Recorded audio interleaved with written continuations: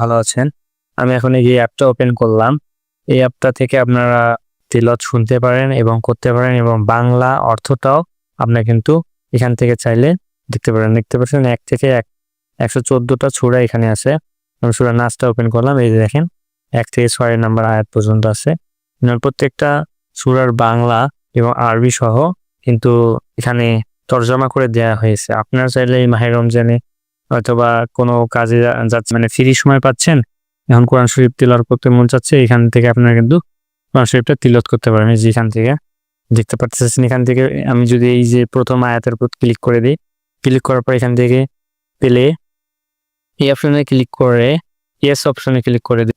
বিসমিল্লাহির রহমান, এখান থেকে আমি এই যে এখান থেকে আপনারা চালু করতে পারেন। আবার ফির ওপেন করলে আপনারা অবশ্য না দেখেও এখান থেকে আরবিগুলো কিন্তু পড়তে পারেন।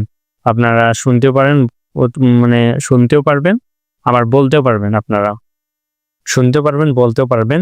তো আপনাদের ইচ্ছা, আপনারা আপনাদের শুদ্ধভাবে এখান থেকে শুনে শুদ্ধভাবে পড়তে পারবেন। তো এই ছিল এই অ্যাপসটার আর কি ডিটেলস। আপনারা এখান থেকে আরও দেখতে পারবেন।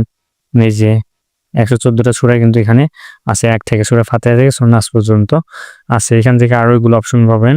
আমি আপাতত এই অপশনটাই আপনাদের বলবো। এখান থেকে রেড কোরআনে ক্লিক করে এখান থেকে কোরআন শরীফের আপনারা 1 থেকে 114টা সূরা একদম পুরো ফুল কোরআন শরীফ আপনারা এই অ্যাপসের মাধ্যমে পেয়ে যাবেন।